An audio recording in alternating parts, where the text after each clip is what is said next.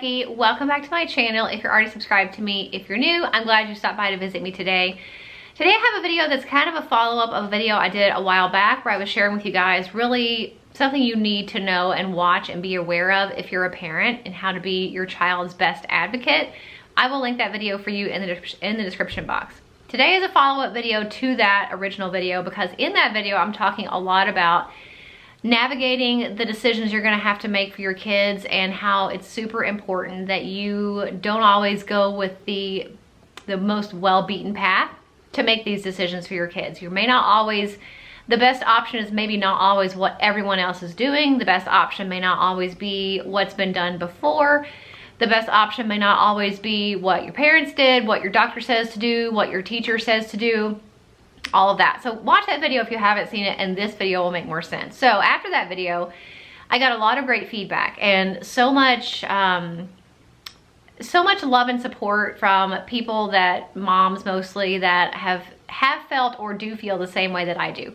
And that made me feel really good. And I asked on Instagram, it's aplacetonest Becky on Instagram, I asked you guys there if you wanted me to make a video separate about how to make better decisions as a parent, how to be more discerning. And this is the result of my experience of having made mistakes in the past. This is my experience with now having an 18-year-old daughter.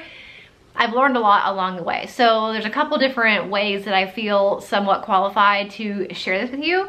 So most of you guys said you wanted to see a video about how to make better decisions as a parent. So that is what this video is. So if you want to see my best tips for how to be a better decision-making parent, then stay tuned. So there's three things that I think are really the key points when it comes to making any and all decisions for your kids. So this is not about specific decisions, but it's about your decision-making process when it comes to making any decisions for your kids. And the first thing is, they say it takes a village to raise a child, and that may be loosely true, but you have to really be discerning and aware and seriously consider who is in your village. If you listen to everybody who's going to have an opinion, and there are going to be tons of different opinions, you'll go crazy trying to make sense of all the opinions that you're getting, the differing opinions that you're getting. And so you really have to try to figure out who are the people that you trust the most. Really kind of tune everybody else out. Otherwise, you will go absolutely insane trying to filter through all of the opinions. So you're going to consider whose opinions you value and trust the most. And when you're deciding that, you really have to be kind of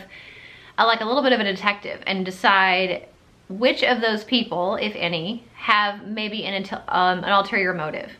Or maybe a biased viewpoint of why they're telling you to do something a certain way or to make a certain choice. So you're really gonna have to consider who and where those people get their information from. So you can take someone's opinion and you know, oh, that's great, thanks, I'll look into that. But you need to follow up with that next step and really look into it. Where are they getting the information? Did they hear it from their friend who may or may not know? You know, you really have to dig deeper and don't take things at face value. And that's not to be cynical or suspicious. You're being objective and you're being selective with what you choose to believe and who you choose to believe. So, you know, you really do have to take what they're saying and think, okay, I trust this person, I love this person, I respect this person. I know they wouldn't necessarily tell me something wrong on purpose, but I'm gonna take the next step, listen to what they're saying, look it up and research it for myself. So you gotta take that next step. So after you have really narrowed down the voices of opinions that you're choosing to listen to and research further, that is my next step. Do your own research. Don't just take someone's word for something. Even if you trust them, you still need to do your own research. Even if they have the best intentions, even if what they think they're telling you is true, and even if what they're telling you worked for them, that doesn't necessarily mean that it's the right choice for your child, doesn't necessarily mean that it's 100% accurate. So you really have to do your own research. And the third thing that I think is really important, and the most important step of all, is to filter any and all decisions that you have to make as a parent or just as a person, you yourself, just a decision that may affect just you. Filter all of your decisions through prayer. You can do all of the research that you want, but at the end of the day, it's prayer and guidance that is really your ultimate deciding factor. You could still be researching and doing your part, but at the same time praying that God is going to guide you to the right choice, to the right information you need to see to make that choice. Prayer is your best friend when it comes to everything in life, even making decisions. And overall, you really just have to be confident. After you have kind of done these 3 steps and you have narrowed down the voices that you're listening to, you've done your own research and you've prayed about it, at that point, really all you can do is be confident that you've done all that you can do. The rest of it lays in God's hands, and at the end of the process, you're likely going to be ridiculed by somebody. Somebody might be offended you didn't do what they said or suggested. Somebody may not agree with the choices that you've made, and they may, you know, be really verbal about criticizing you. They may be talking about you behind your back. You may lose friendships over it. That's okay. You have to live with that. You have to be okay with that. And you work for your kids, not your kids' friends, not your friends, not your parents, not your in-laws, not your kids' doctors or teachers. You work for your children and no one else. Well, God, but after God, you work for your children. And so that's really what you have to tell yourself, remind yourself, and kind of build that thick skin when it comes to these decisions that you're made, that you're willing to deal with the consequences of whatever backlash may come from you making a decision that you think is best for your kids after you have done your due diligence and researched it and prayed about it. So I'm not giving you specific, like, do this and do that, and next you do this, and then you go here and look at this website. I'm not giving you specifics like that. I'm trying to give you an overall picture of any decision-making process, whether it's for your kids or for yourself or anything. You really have to kind of put all of your decisions through this funnel, kind of working your way down to help you make the best decisions. And I wish that I had done more of this when my kids were younger, you know, and if you watch that first video that I talked about earlier, I didn't do that. Especially early on in my motherhood, and I wish that I had.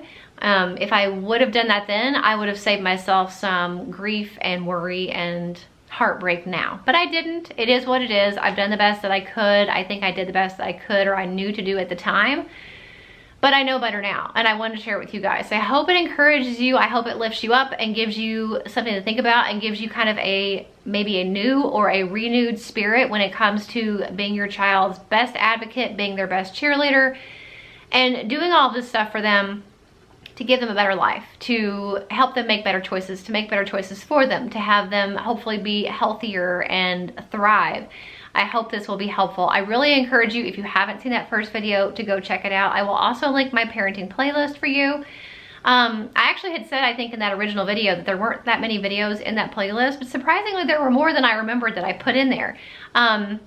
Still not tons and tons, but over the last 18 years of mothering and over the last 9 years almost of being on YouTube, I have put quite a few things on there about, you know, my mothering successes, my mothering failures, how to raise an young adult child, you know, just tons of different mom life motivation, things like that in that playlist, some parenting tips and tricks. So I highly suggest you check out the first video and also the parenting playlist. I think it'll be really helpful. If this video was helpful to you, please make sure you give it a thumbs up. Make sure you subscribe before you head out. If you're watching this video and you're not subscribed yet, I would really enjoy having you as part of my YouTube channel family if you want to subscribe. It's free, and surprisingly, most of my views come from non-subscribers. So I'm trying to fix that and make sure that if you guys are watching this video or any of my videos and you're enjoying them, make sure you're subscribed if you're not already, and I'll see you in the next one. Bye.